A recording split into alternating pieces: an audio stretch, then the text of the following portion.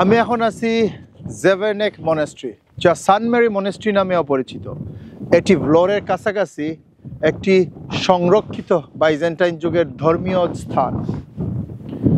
বিশ্বাস করা হয় যে এটি 1300 থেকে 1400 শতাব্দীর মধ্যে সেন্ট মেরিকে উৎসর্গ করে নির্মাণ করা হয়েছিল।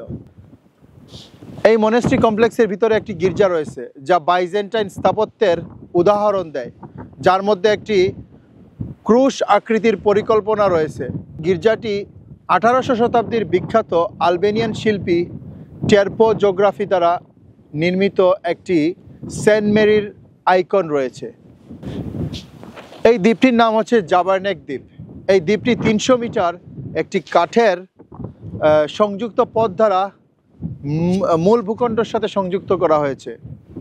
দ্বীপটি সবুজ এবং শান্ত একটি শান্তিপূর্ণ জীবনযাপনের জন্য স্থানীয় পর্যটকের কাছে একটি জনপ্রিয় গন্তব্য। জাবারনেক মনেস্ট্রি একটি লুকানো রত্ন, যা ইতিহাস, আধ্যাত্মিক এবং প্রাকৃতিক সৌন্দর্যের সংমিশ্রণ প্রদান করে।